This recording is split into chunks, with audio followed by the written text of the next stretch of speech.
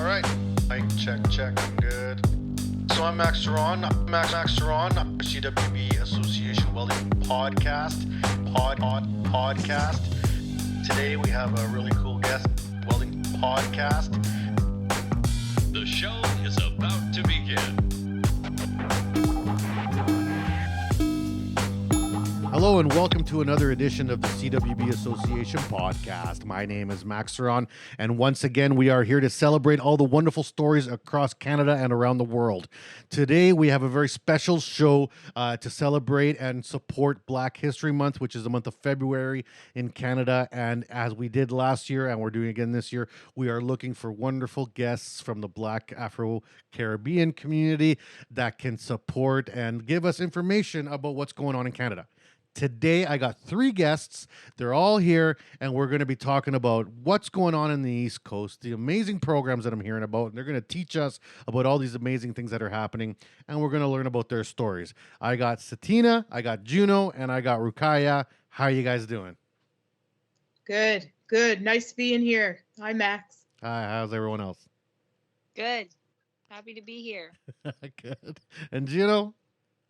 Doing good as well. I'm a little tired. Just got off work. So Hey, man, getting off work is the right side of the fence to be on, right? Better than not working. That's for sure. All right, so let's start. I'm going to start with the top of my screen here. I got you, Sattina. Sattina, you're at the top of my screen.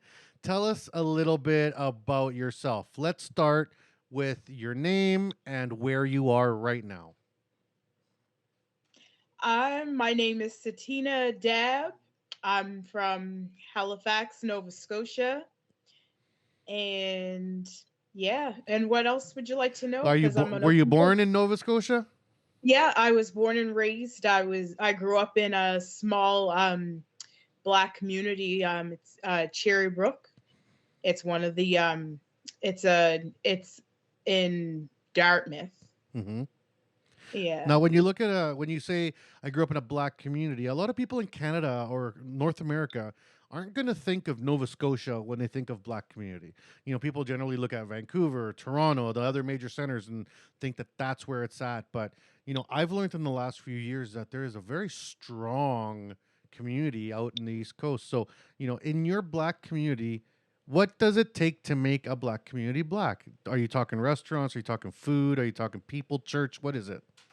Well, there's actually Nova Scotia is probably one of the highest, has the most has the highest Black population in Canada, really. Mm-hmm. And with that, there's probably there's over 50. I don't know the exact number, but there's only over 50 Black communities in Nova Scotia, and I'm actually part of there's my father's from the third largest Black community, and basically when our descendants came here from from the Underground Railroads, there were a bunch of different ways that they came.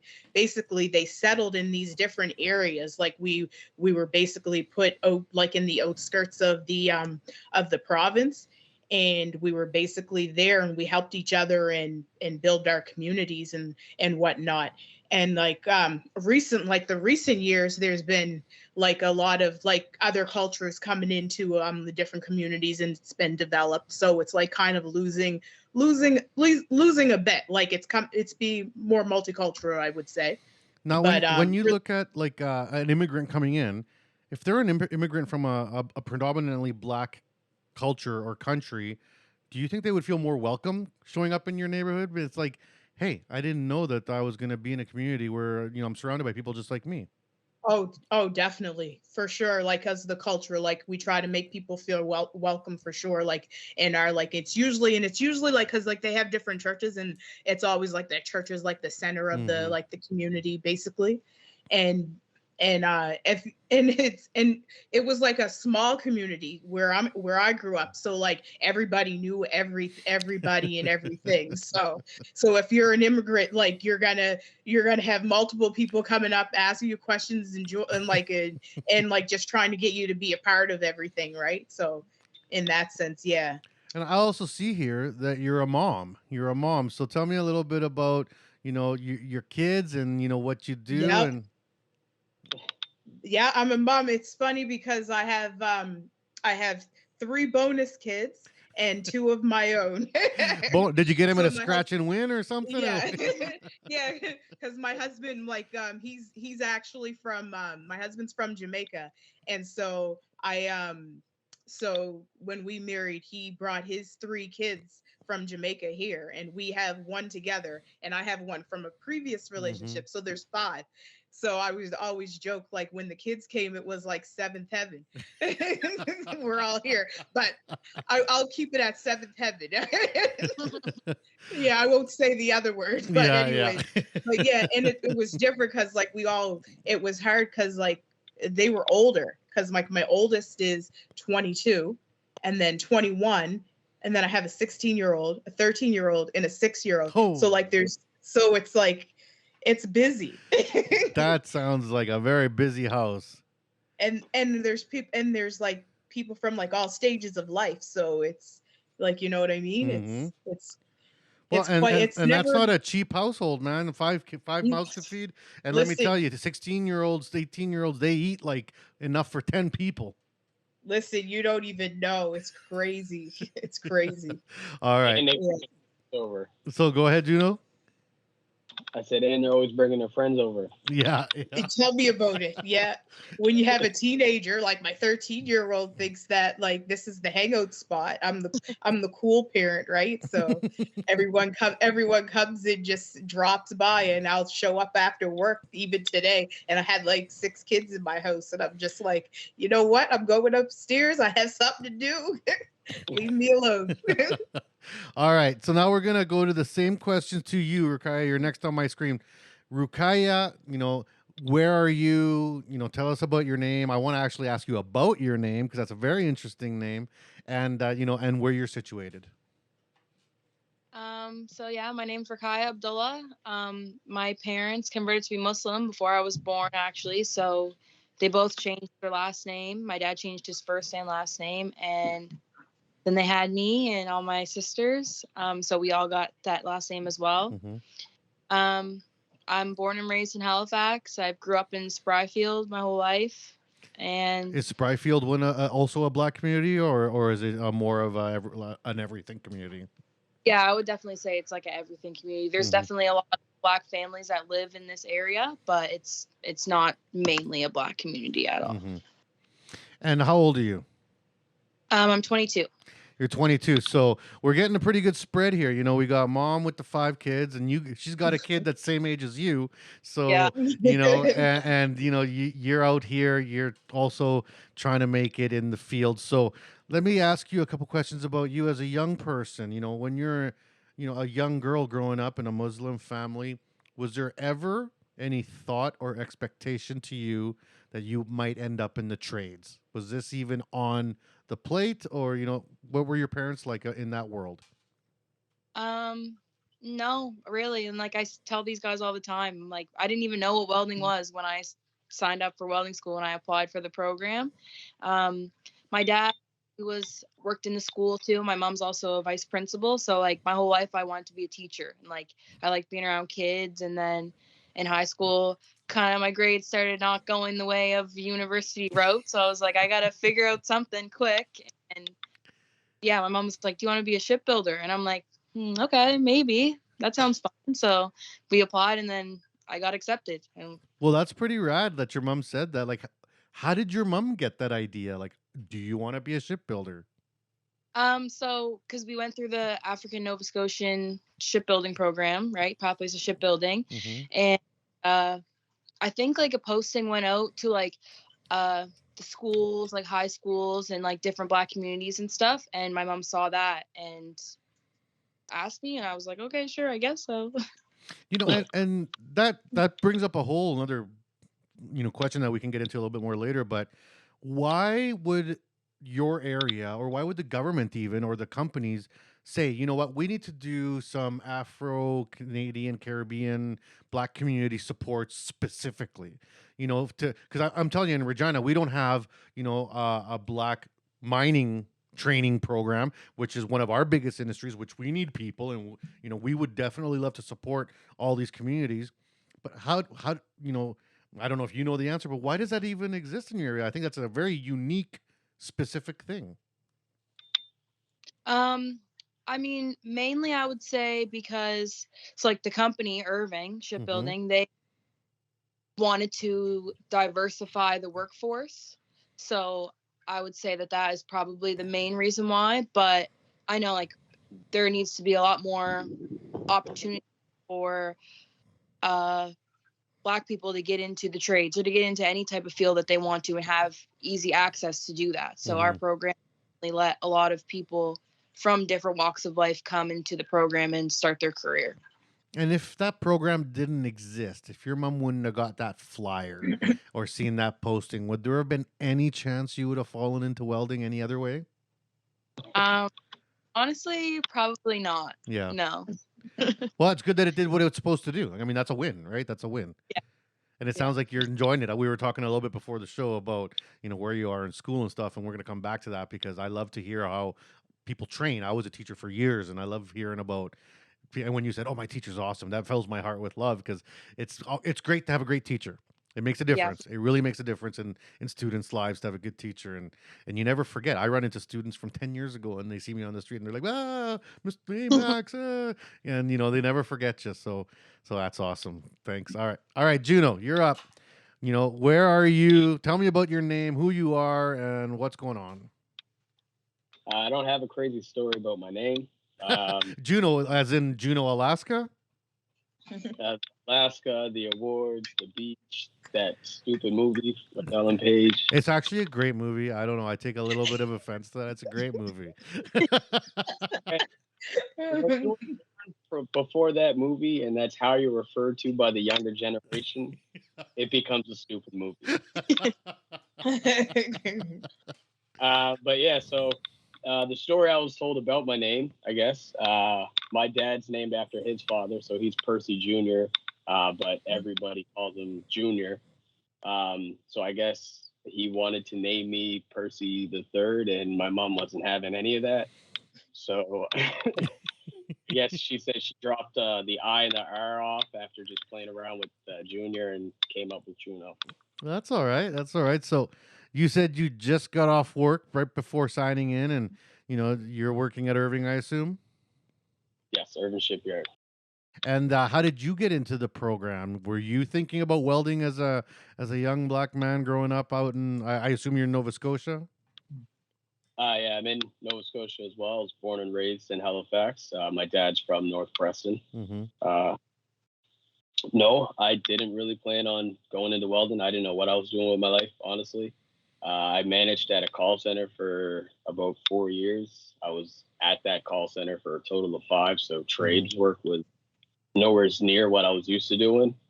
I had heard about the program when I was going back to get my grade 12 education through the IT campus, Nova Scotia Community College. I was talking to a buddy of mine who was talking about a welding program that was going to be up and running for Black Nova Scotians. So I was like, all right, just let me know the details. And I kept on him. He finally got me the number to the guy to speak to, Joel Marsman. I'm sure you guys all remember Marsman. Yep. And I called this man every day until he finally had information to say, look, the application's going out, so make sure you put your application in. So shipbuilding just turned into something that I needed. And, you're also a father. It sounds like I think you have 2 kids, correct? Correct. I got 2 daughters, yeah. And, what was the difference you felt right off the top going from, an office job where you're managing a number of people into, the office world? And call centers are hectic. They're a mile a minute. Like they're pretty high stress type jobs, to going to this job where you're under the hood focusing on that little blue light for 8 hours a day. How do you feel about that job change? I wish it happened sooner. Yeah. I feel much more rewarded doing the welding as to what I was doing at a call center.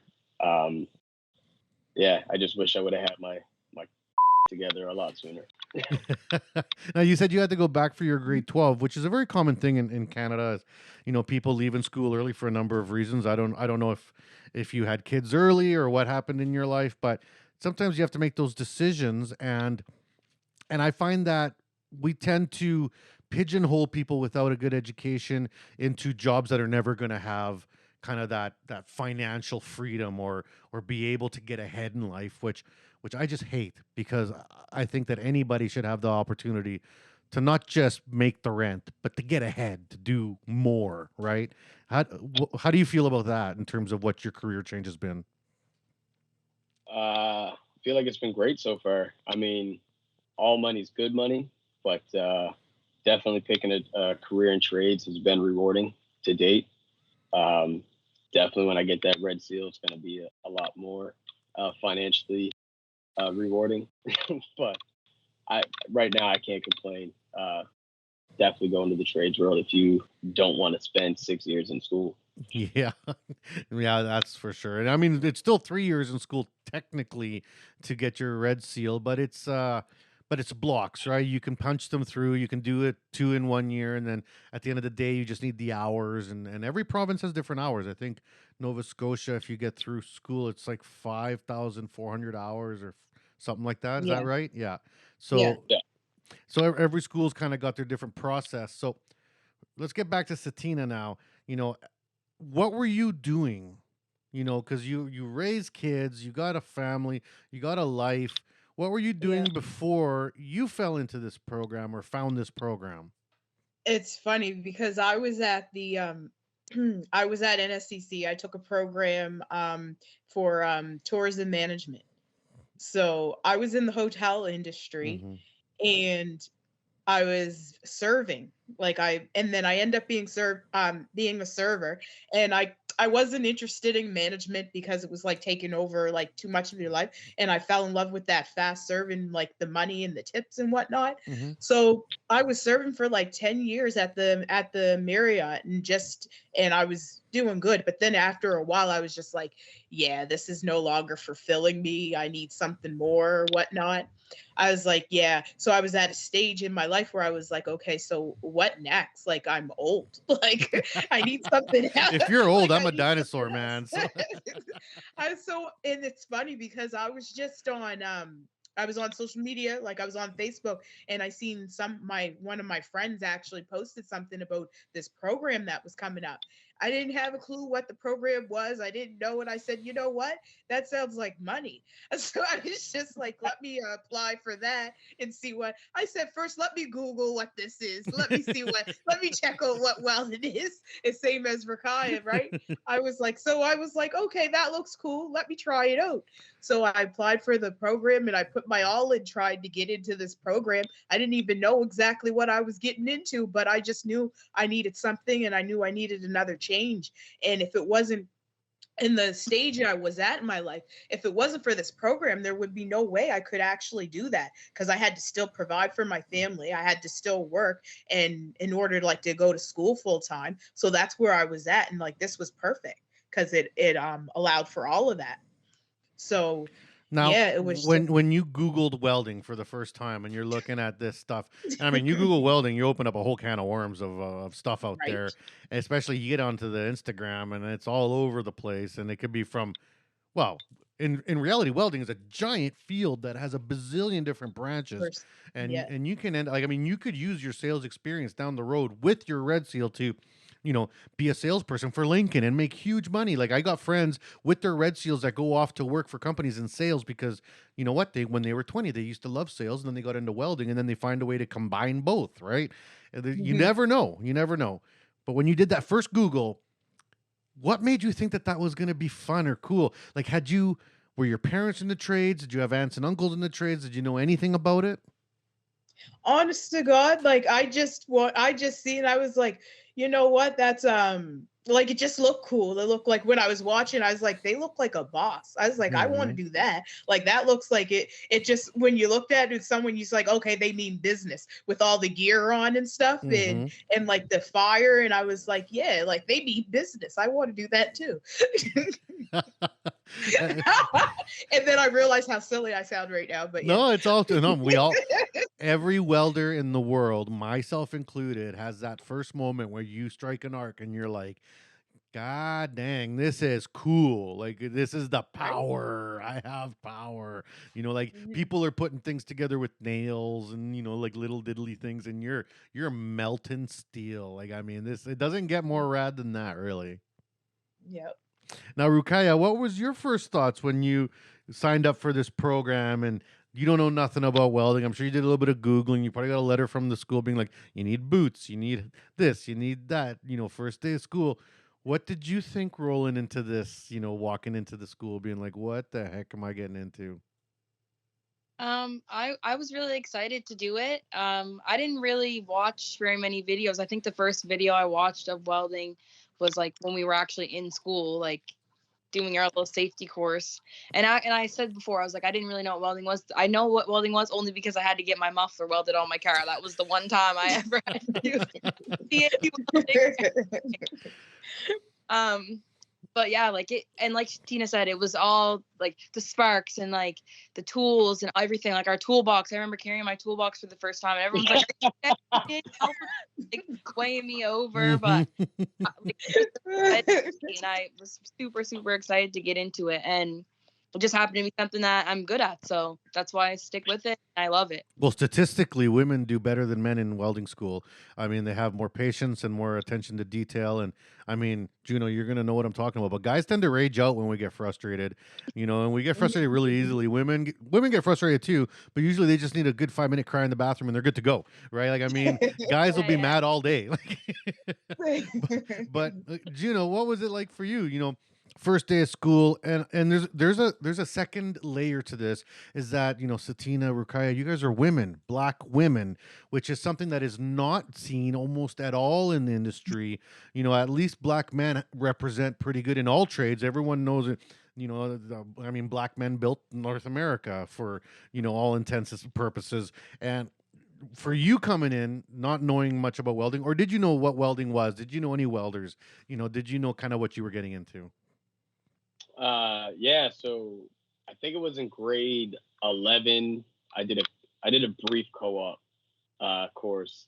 They actually put me down at the DND, and that I shadowed was welding. And that first time I sparked an arc scared the hell out of me. And I decided right then and there, I'm not coming back to this class. Oh no. And I had every opportunity to continue on after high school, and I just chose, nah, this ain't for me. So I knew what welding was. I was not prepared for how easy it could become after you apply yourself. Yeah, it's definitely it's like a swing, and all students are different. Some get it right away, some don't. But once you start to catch it, all of a sudden it just starts coming together. You start once you figure out the puddle.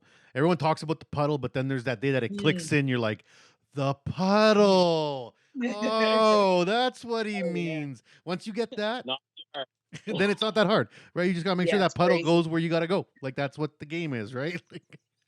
Gotta manipulate that. Yeah. Now let's talk a little bit about this program, because it sounds like an amazing program. So let's start with the youngest one here, Ruqaiyah, because we're gonna go in age, because this is gonna mean something different for everybody, right? For you to get in this program, what are some of the barriers that it made easier for you? Like, what kind of hoops did you have to jump through to make this happen? Usually if you're younger, there's not that much you have to change in your life to get into something. You can just kind of go do it. Was there a lot of stuff you had to move around? Did you have to accommodate much, or was it pretty straightforward?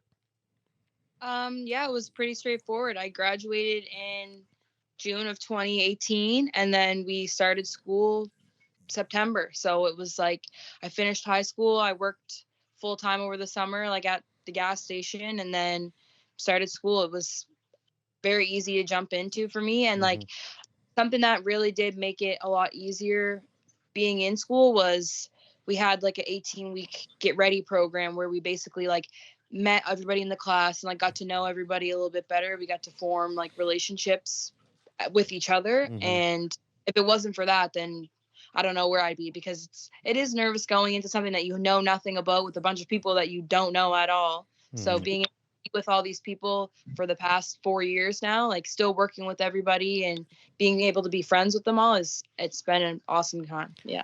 And what about being, the black equation is kind of removed because this is a black program, so you're going to feel comfortable and supported there. Like I wish I would have had a Latino program to take as a young Chilean. It was always, there's always that undertone of racism that you have to deal with. But for, this kind of takes that out a little bit. I wouldn't say 100% because there's always going to be some, but it takes it out a little bit.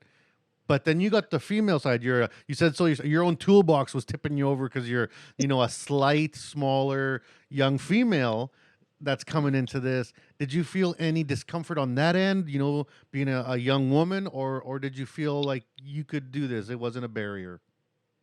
At first, I was a little bit nervous about that stuff, but once my friends are always like, "Oh, want me to carry this for you? Want me?" And I'm like, "No, I got it. If I don't carry it, never get easier. Like, you guys won't always be here to help me." So that it was a little rough in the beginning, but I've grown into myself, so I feel like I've got it under control now. Yeah, and there's nothing to stop anybody. I'm a part of I'm just signing, this isn't official yet, but I'm just looking into becoming a part of a research group for exoskeletons for people with smaller frames, where you can wear this harness that basically like little robot supports for your body for people that are smaller, so that they can hold things up that are heavier or be able to move things around without hurting their backs. I mean, that's where technology is going. So in the future, it won't even matter if you're 6'4" or 5'1". You'll be able to still lift the same because you can just put this thing on and you can lift a 200-pound thing. Like, could you imagine? No, that would be crazy. That's crazy. Yeah, no, technology is going forward, and it's all about, and the technology that I like is the stuff that makes things equitable, like where it makes it the same for everybody, so everyone has that opportunity, right? All right, Yeah. Juno, you're next in line for age. What did this program mean to you? You got a couple of kids. I don't know if you had them when you started the program, but, you're coming out of a different career where you kind of had invested your time and money. There's always that feeling a little bit like you lose time, like I've lost some time. Like you said, I wish I could have got this sooner. Like Ruqaiyah here is going to be making, 100 G's by the time she's 27. You know what I mean? Like we all are, we all wish we would have started those trains sooner. But for yourself, what did this program offer to you that made it good? Yeah. So I did have both of my daughters prior to going into the course. My youngest, I think, she would have been turning 3.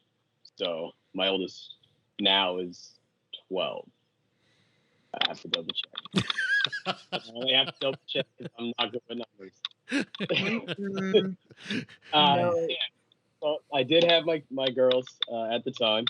But for me, it was kind of an exciting and honestly kind of a scary opportunity for me, because I grew up in a predominantly white neighborhood, going to a predominantly white school, from elementary, junior high, and then high school. Still a very small percentage of people that look like me. So exciting that I got to learn in an environment with people that were like-minded and have similar features as me, but also kind of intimidating because I've never done that before. Mm-hmm. Like, work is one thing. You're going to learn how to do a trade. You're going to learn how to work. But to be comfortable in a situation where outside of your family, you ain't been in a situation where it's been nothing but people that talk, act, and think like you. Mm-hmm. So it's intimidating. I totally understand that. I see it a lot in my Latin community, where I'm a Latino who was raised to read, write, speak, all my cultural heritage. It's very strong and intact. But people my age, people that came with me at the same time to this country, and newer immigrants and people born here, I'll run into them and be like, "Oh, you're from Chile. Oh, I'm from Chile too." And I'll start talking to them in Spanish, and they're like, "Yo, I don't know a word of Spanish." And I realize, like, I put them in an uncomfortable situation because just because they look Latino and have a Latino name, I expect them to know their culture, but that's not a given. Not everyone has the same opportunities, right? Exactly. So, but I mean, I'm thankful it happened. The class accepted every single one of us with open arms. Like nobody was really bullied or picked on or made to feel like they didn't fit in. Like immediately within 2 to 3 weeks, man, we was inseparable. Yeah. And what about in terms of, funding? Was there funding available for you? Like, how do you get back to school when you got a couple of mouths to feed at home? Like, what kind of supports did the program or the college offer? Yeah, so Sattina kind of touched on it previously. We were paid through a couple different agencies funded the program, but basically we were given like less than minimum wage to basically maintain a small way of living while we were in school. So, if you were lucky enough that you didn't have to work full time, then that money could help you out through the way. But if some people did still have to work or maintain a part-time employment, so we did receive a little bit of funding. Yeah. And was that available to everyone? Like, Ruqaiyah, did you have funding available to you? Like, I mean, you did you need it? Were you able to access it? How did it work for you? Yeah, everybody was given the funding. I don't know. I'm pretty sure it was like the same across the board for everybody. But I did still have a part-time job. I mean, it was like just a little bit extra for me. So yeah. And then Juno, did you have any, difficulties in terms of family, telling, your family, hey, I'm making this career change. I'm going to now not be home as much because welding can be very time intensive. Sometimes there's travel. Like, I mean, I don't know if you guys want to stay at Irving for the rest of your lives, but my career's kind of taken me all over the world. And that's kind of tough to manage sometimes, depending on the paths you take. What did your family say? I mean, my kids live with their mom. Me and their mom separated. So for them, there wasn't a whole lot of lost time with me. Mainly because there already is the time I get allotted to me. So in terms of that, there wasn't a huge difference. Mainly just whenever I did get my kids, I'd have to chill out on a little bit of the playtime so I can get my studies done. Or they were in cheerleading, so most competitions I couldn't make it because cheerleading is a busy one. That they do a lot. Yeah, they're about to be gone all this February, so that's but yeah, no, so not a whole lot changed in terms of my family life.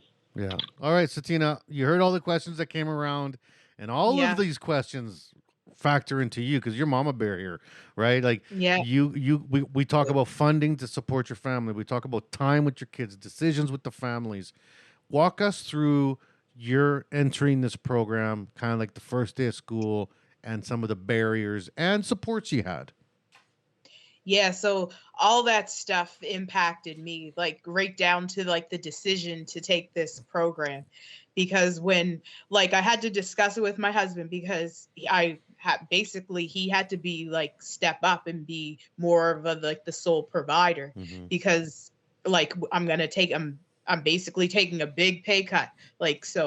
Basically but I still had to work. So I had to work. It was a sacrifice all around sacrifice because I had to sacrifice time with the kids. I had to sacrifice time with my husband, family, whatnot, because I had to work every weekend in order to just to make sure we kept food on the table, the bills paid, and we didn't go completely in debt. Right. And it was all for the greater good, right? So it was just when I had to seriously consider, I was okay, it's a leap of faith, basically. I'm taking this, I don't even know if I'm gonna enjoy welding, and I'm doing this complete life change, and it's not only me that I'm looking out for. I have to consider I have a family to raise and my children. So I was regardless, I was just said, you know what? I don't care if I don't like welding. I'm gonna like it today because I'm gonna do this. And it was so fun. It was so good because I got into the program and like Juno said, it was a Black cohort, and I felt just being around them and the support that we got, me. There was always someone to help you and we built a community and we felt safe. So it was really good in that sense. And I'm trying. What else? Bring me back. Yeah, here. yeah. What So else let's did go you back say? to that first day of school. Yeah. You know, you got Yeah, the first day you of look school. you look where over to we're the going. left, and you got Ruqaiyah walking in with a Yeah. toolbox. She's dragging it behind her with a rope because she can't lift Yeah. it. You got Juno sitting on the other side with Yes. his Beats headphones, being cool guy over there, and he's like, "Yeah, I'm gonna crush this." And you're coming in, and trust me, I've seen this 1,000 times. The older Yeah. students that enter programs are some of the most scared because you know they got a lot to lose. They got a lot on the Terrified. table, and it's hard to go back to school when you're older. You feel kind of out of place, Hmm. almost a little silly, you know. Yeah. I was just like, I'm gonna let these young ones help me because it was like I probably wasn't in school for like over 10 years, like trying to get back into the whole group. I was like, how do you use this computer? Like I felt like ancient. Just anything. It was like, how do I set up a study? How do I study at home when the children always want something? Like my son at the time, he was only like probably like 3. So it was still very demanding. So I had to try to allot my time. And it was crazy. But yeah, Yeah. I was I don't know. I'm still surprised. I'm trying to figure out how I did it. Like, I'm like, how did I do this? And then what about the supports? You know, if the funding was equal across the board, you know, Ruqaiyah is going to be like, hey, I can use that. Juno's like, this isn't quite enough. I might have to do a part-time. You Mhm. definitely, it's like, okay, I got $500 of groceries a week I got to come up with. You know, like, Yeah. hubby, you're going to have to put in some extra time. You're going to still be serving in weekends. Thank goodness you had an industry that allows you to do that where, you know, you Exactly. could pick up hours. What else did you have to do, or how much did that funding help, or were you able to get more funding? Well, basically I had to rob Peter to pay Paul. Like I had to basically like I had to use my other resources. Like I had to put stuff on credit cards. I had to do this. I had to do that. Some days we had to okay, we're gonna get the fake ketchup this time. We're not gonna have the name brand. Like it was just like certain things. Like I had to look at like we have to cut back on this. Like turn the lights off in the house. Come on now. Like yeah. it was just certain things that you try to even still to Although this day. although to be fair, President's Choice ketchup is pretty ball, so it's pretty good. See, I like it. I like it. until that point, like we were good up until that point.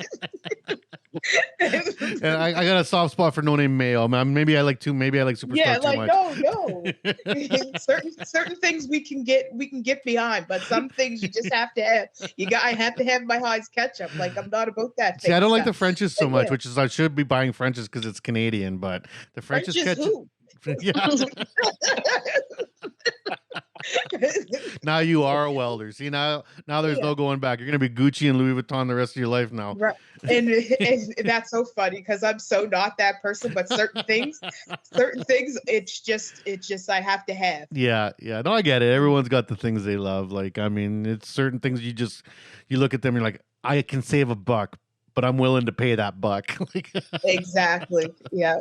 All right. Well, this is a great time to take the break for our sponsors and our advertisers, because when we get back on the show after the commercials here, we're going to talk about, you know, what the program looked like, what you learned in school, how Irving was involved, and then what you guys do at work on a day-to-day basis now, and where you are in your studies. So we're going to be right back here with Sattina, Juno, and Ruqaiyah on the CWB Association podcast. Don't go anywhere and follow us on this special Black History Month edition here, and we'll be right back after these commercials. The CWB Association is new and improved and focused on you.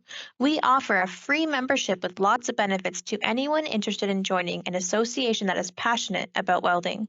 We are committed to educating, informing, and connecting our workforce.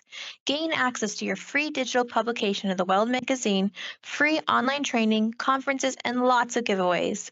Reach out to your local CWB Association chapter today to connect with other welding professionals and share welding as a trade in your community. Build your career, stay informed, and support the Canadian welding industry. Join today and learn more at cwbassociation.org. And we are back on the CWB Association podcast. My name is Max Ceron, and I'm here with my three special guests talking about what's going on out in Nova Scotia between the African Empowerment Academy, the African supported programs out there for the Black community, and also Irving and Nova Scotia and all these amazing things. So we ended off right before the commercial being like the supports, the school, starting your first day, what it was like. Now let's get into a little bit of the meat and bones. When you guys got into the school, and let's start with Sattina, what was the first parts of the school? Was this just a straight apprenticeship program? Are you looking at 7-week blocks, or was it a different layout? And what did you guys start learning? Well, we did a 14-week readiness program. If it was like so like basically we did like all the different courses, and we just got familiar with being back in school. And during that program, we also like got to know each other. We had all black, we had like black teachers, and we had different math, and so it was just a readiness program, and that was just to get in the hang of like going to school again. And then after that, we did we went into like the welding program, and like for the first like few weeks, it was all about safety, because like I learned all kinds of ways that I could kill myself, and that's when I was rethinking. I was like, is this really what I'm doing now? Like is this the path I'm taking now? Because like I could just I learned all kinds of ways I could kill myself just in welding, but it wasn't that serious. But it was like all about safety, right? And then we learned like the welding and all this other just did the program and stuff. And then Ruqaiyah, in terms of getting through this 14-week readiness part, did you feel you needed that? Like, you came right out of high school. Usually that's the easiest transition. You're high school to school, right? Or did you feel like you got good benefit out of that as well? There definitely was some good benefit in it, because like I said, when I was in high school, my grades kind of started to go down a little bit, but it was basically just like math refresher, English refresher. And like I know I needed help from some people, but I know I was able to help a lot of people in the class too that haven't been doing that in a long time as well. So. And Juno, you're the same with the readiness program. You appreciated that, because I know that's something that at our college we don't offer that.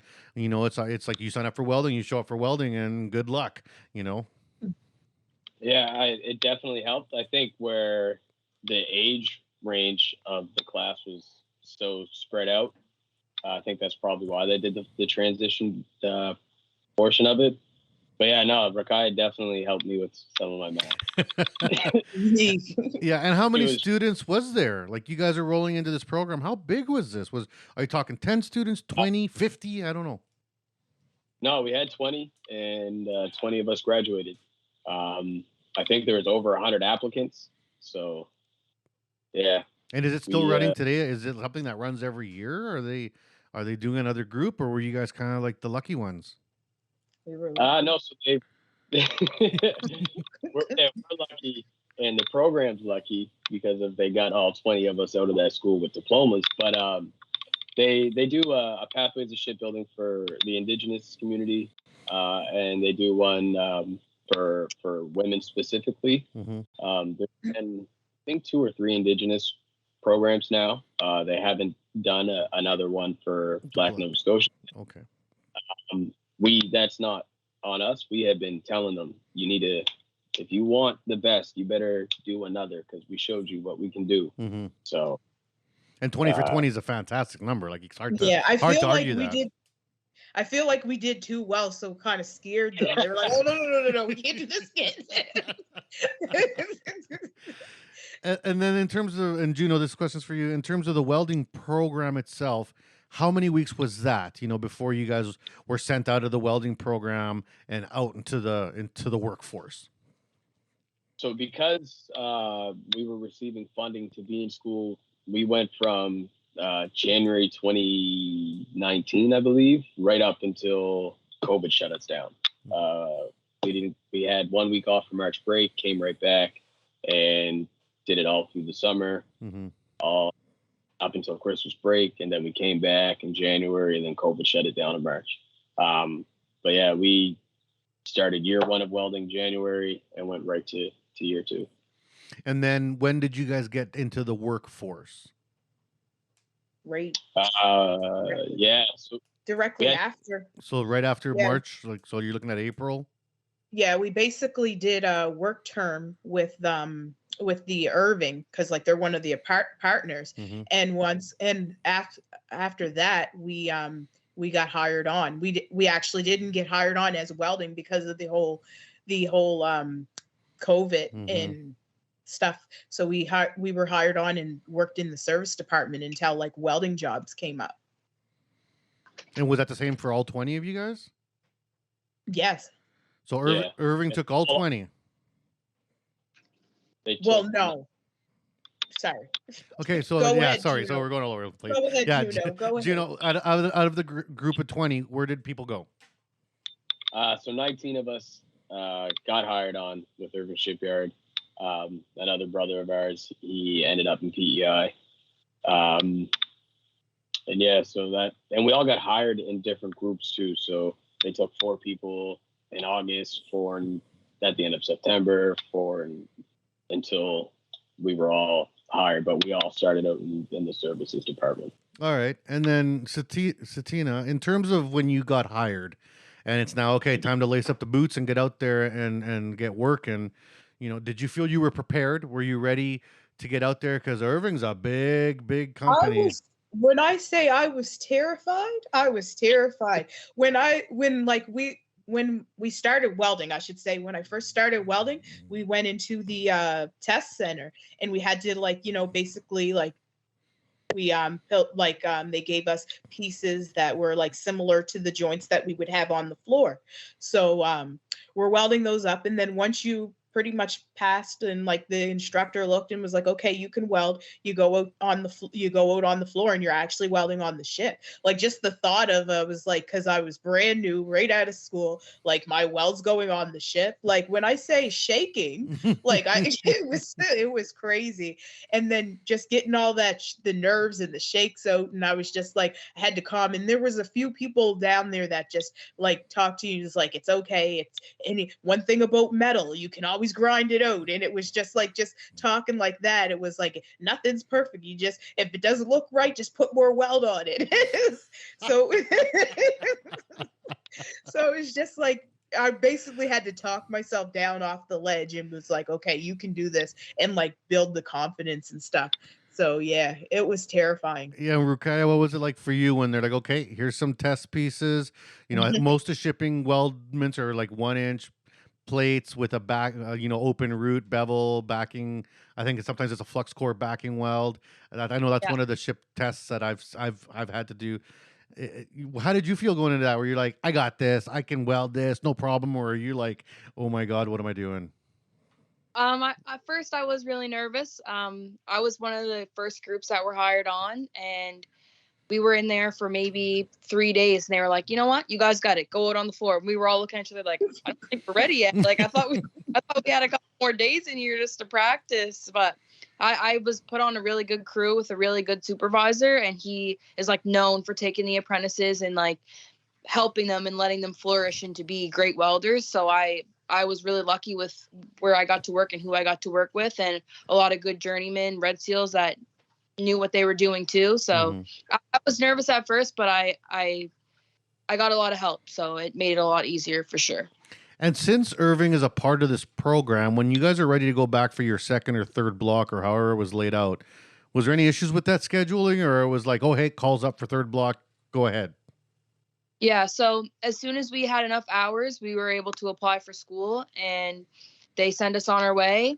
You go, and right now I'm collecting EI right now, but we just actually signed a new contract. So we're going to be getting paid like our regular wages while we're in school. So there's no issue with like funding and stuff with that aspect of it, but they're sending you as soon as you're ready to go and you have enough hours, you can go and do it. So who here out of the 3 of you is on third block already?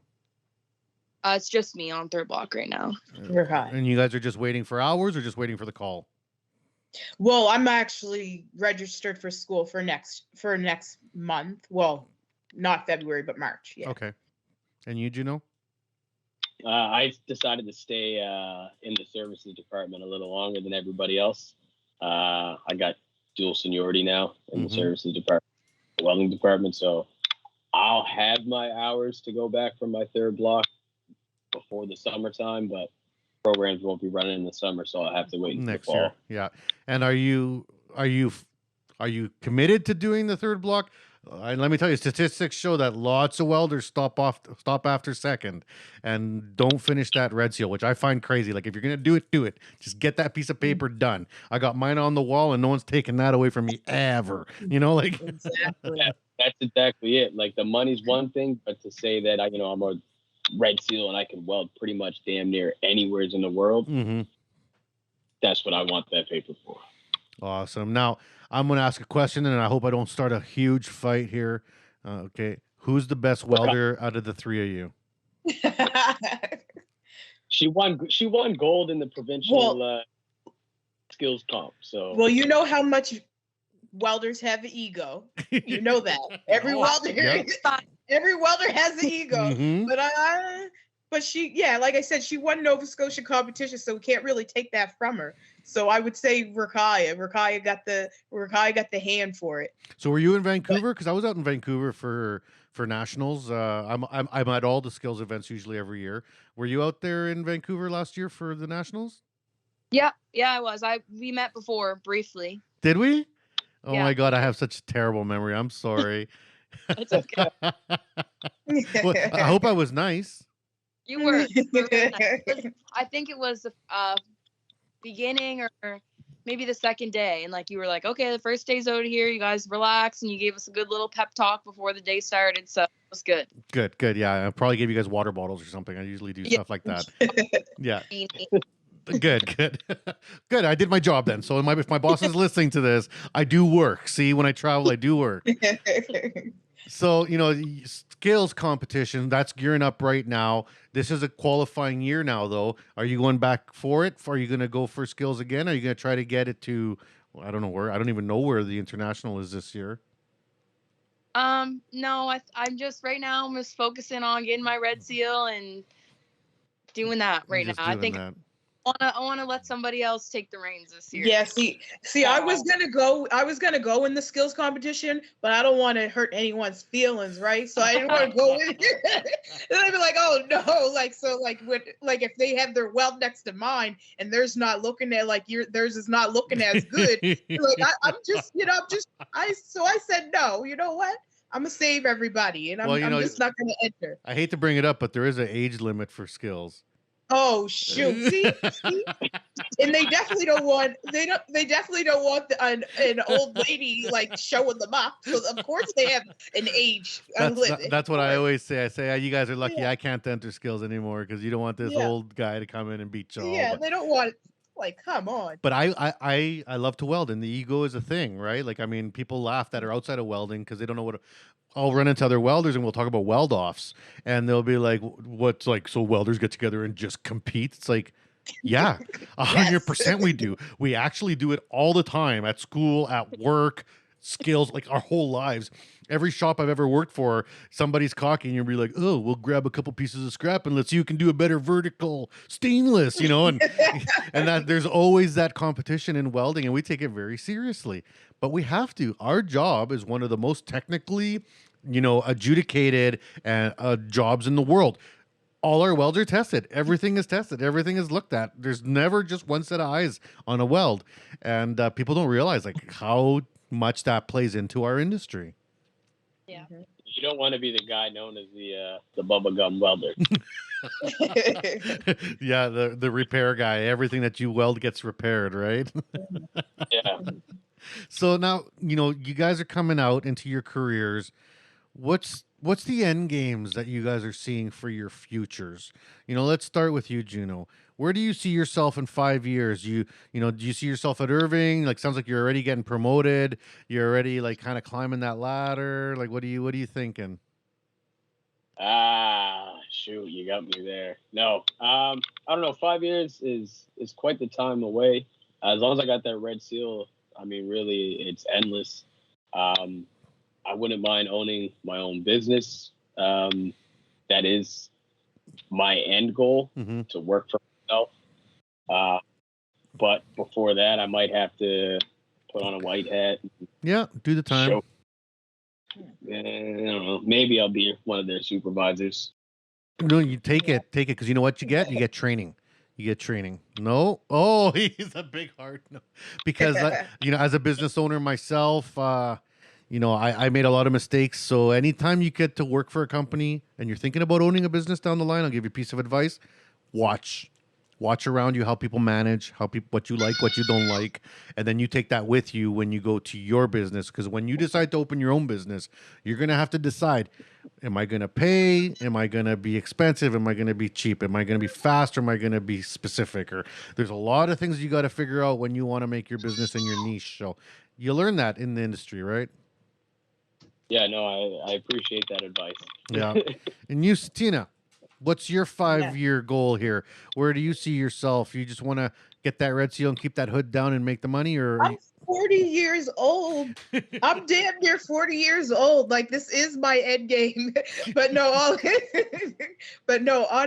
honestly, like, I just want to obviously get my red seal, and I want to like just further myself within the company. I want to like move up. Like, I want to like do Q&C, like QC and whatnot, and just learn as much as I can, basically, because I don't want to like I want to obviously always weld, but I'm not trying to like do physical like for too long. Well, no, and you're actually the perfect age for a company to be like, you are the type of person we're gonna want to get into supervisor jobs, and you're more mature. You're not gonna be late. You're not showing up drunk. Hungover, exactly. right? Well, maybe you are. I don't know. I shouldn't judge, but it depends on the day. But I know them servers can get pretty lit, so I don't know.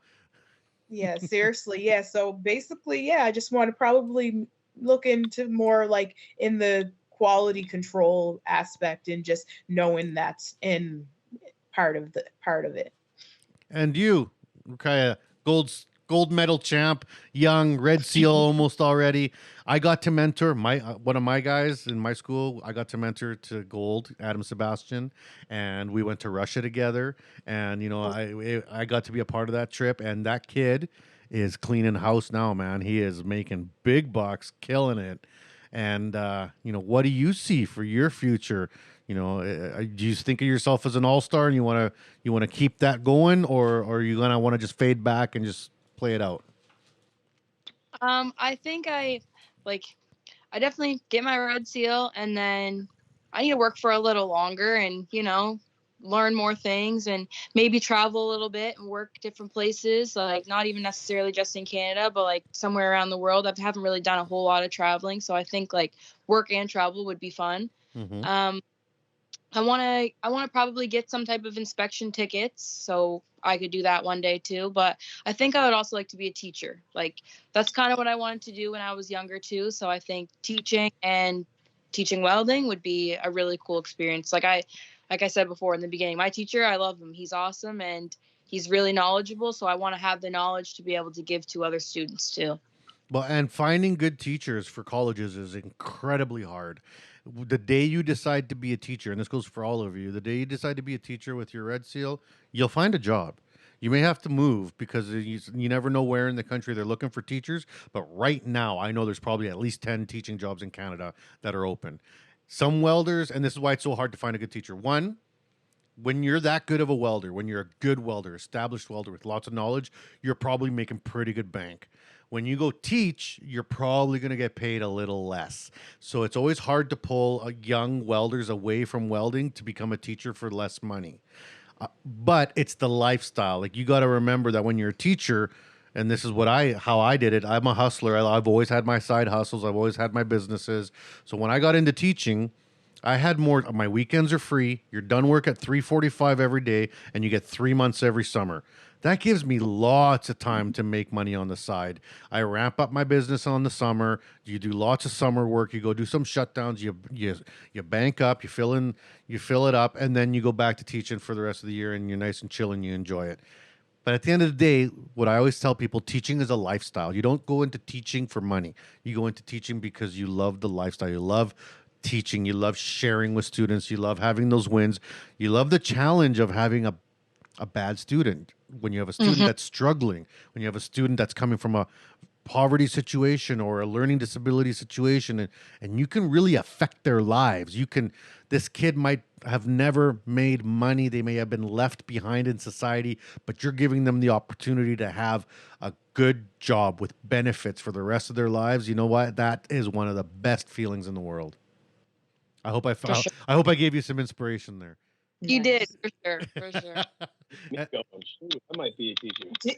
I think I might have to go be a teacher too. It's a very gratifying job. If I wouldn't have had the opportunity to be here at CWB doing what I do, because now I get to work on a national level, I get to work for the whole country, which is, I wanted to try to do that for a while, and I'm enjoying it. But if anything happens here, I'm going to be back teaching. I'll tell you in 5 minutes. Like, I mean, that I loved the job and I didn't leave because I didn't like it. I just wanted to try something new, because I have jumped all over the place with different opportunities. You know, I've gotten to work in Africa, I've gotten to work in Russia, South America. Yeah. I've gotten to do those things, which I love that my career allowed me to do that cool stuff, you know. Nice. So Remember, I'm going for my 3rd block in September, so if you want to come back to teaching. well, I know that they're hiring in Ontario for teachers. I just got an email this week being like, we're looking for teachers, and there's lots of work out there. And well, there's lots of work for all welders, man. Right now, there's not enough. There's not enough. So let's get to the end of the interview here. We're coming up on the final minutes. You know, for other Black people, and I'm not going to say young people. People always say, hey, how do we get the young Black people in, or young people? No, you know what? Anybody. I always say new to welding, not just new, but new to welding. It doesn't matter if you're 20 or 40 or 60. You can still make the career choice, because honestly, we need everybody at this point for welding. We're so short-staffed. What would you guys say, and let's start with you, Ruqaiyah, what would you say to someone who's like thinking about getting in the field? How can you inspire them to be like, hey, you're a young Black person or a new person that's thinking about the trades. Why would they get into this? What's something that you get out of it that they think that would be, you know, a positive for them? I would say, and just from my experience, my favorite thing about welding is being able to produce something and then taking pride in your work. So if you are a hardworking person, or not, maybe not necessarily, you can become that. And like you want to take pride in your work and you think you can produce some quality stuff, then get into it. Just even like, I know they have programs where you can just go try it out and like go try a simulator or something. And if you like it and it's something that you think you might want to do, then just jump right into it. Awesome. Juno, what would be your piece of advice to someone who's kind of sitting on the fence, being like, I saw an advertisement for a program, I'm not sure if I should do it or not? Yeah, I would just let them know, don't be afraid to suck. Because the first bead I put down on a piece of metal was not nice. Now, shoot, I do got that ego. I am pretty confident in my abilities, and it's one of those trades where you can get instant gratification, but you can also really see your struggle as soon as you're done. So you can either work to succeed or continue to just not be a good welder. Chances are you're gonna work to be a good welder. Yeah, it doesn't feel good to be left behind. And then, you know, and I find that with welding, every class I've ever taught, when those kids are falling behind, your fellow welders, your fellow students will help you. This is a very, very solid community, the welding community, and we support each other. Even on Instagram, you go on Instagram, you put up a picture and be like, I'm struggling. You're gonna have 100 people be like, yo, do this, do that, do this, do that. You know, like it's tight. And you, Sattina, what would you say to someone? Let's use your example. Someone in their mid-30s, they got a family already.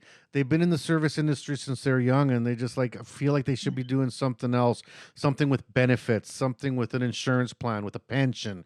You know, the things that young people don't think about that stuff. But let me tell you, I had kids young, like real young. My daughter's 26, my son's 20 now, and I never had to pay for medication my whole life. You know, like I had the welding industry cover my butt, and I can't even imagine how much that's helped me. What would you say to someone who's thinking about making the flip? I would say confidence, like be confident in your ability and what you can do. And like, just, I find if like you can do it, like you just have to, You just have to put one foot in front of the other and go for it. And it's very rewarding. You can build things, and just knowing you can like be able to like put something together solid. And I say just be confidence, and don't forget to, and always believe in yourself, like, and you'd be surprised. And how would people find out more information about some of these programs, say in Nova Scotia? Where do people look? Anybody? I don't look. I don't know. Yeah. Possibly NSCC. Check out the community college. Yeah. Community college for sure. Any of your local community centers, they might have some information, especially in the Black communities. There's always information given out there. The African Empowerment Academy of East Preston, you can always hit.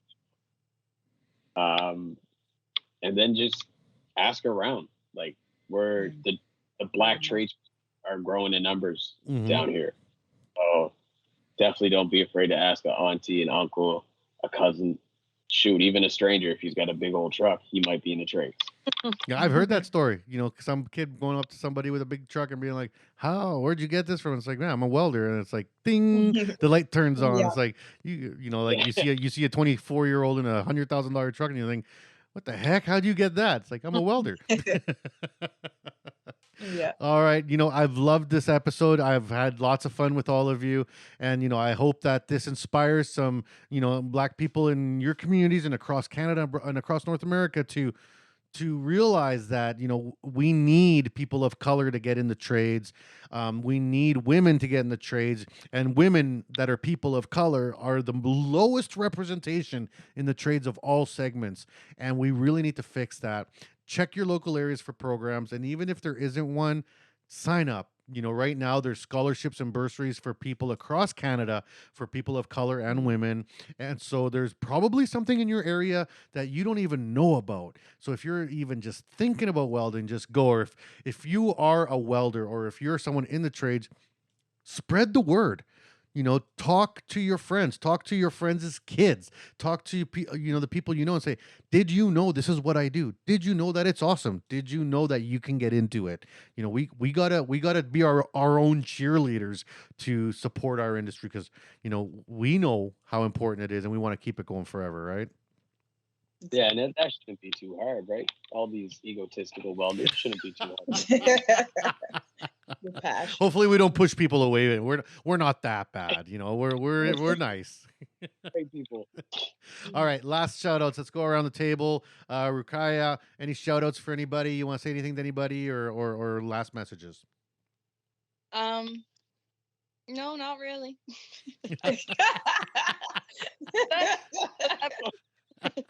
No, it's good. It's good. Like that part out. All right, Juno, any shout outs, anything, any messages for anybody? Yeah, everybody in the Pathways of Shipbuilding Program for African Nova Scotians. Without y'all, I would not have made it through this program. And definitely my daughters and my family. Hopefully y'all see this, and let's get more people in the trades. Awesome. Yeah. Thank you very much. And Sattina, what do you got? What's your message? Yeah, definitely shout outs to my family, because without them, I wouldn't be here today. Like, the support was strong, it was real, and they're the ones that inspire me to go out there and get it and keep being a boss lady. Awesome. Well, I've appreciated it very, very much. I can't wait to hit. This has been a fantastic episode. I know people were like, how are we going to do a podcast with 3 people online? It's like, I got this. We're going to be fine. And I think it went really well. And the information has been fantastic. It's very inspiring. So very, very, very grateful to have you all on the show. Thank you. Thanks. It was great being here. Awesome. And for all the people that have been listening, make sure you keep downloading, liking, and sharing the podcast. We're still rolling strong. We got an awesome season coming up. We got great interviews coming up over the next few months. For Pride Month, we got lots of things lined up for the LGBTQ community as well. So we're trying to be strong and represent everyone that's out there. And you know what? We need you. We need everybody that can hold the torch and that can weld and that can be out there. And also, like, the material handlers and the drivers and all the people that support the trades. We need you all. So, get out there, get the jobs, hammer hard and work hard. And thank you for being a part of the podcast. You guys stay tuned for the next episode. I'll catch you then. We hope you enjoyed the show.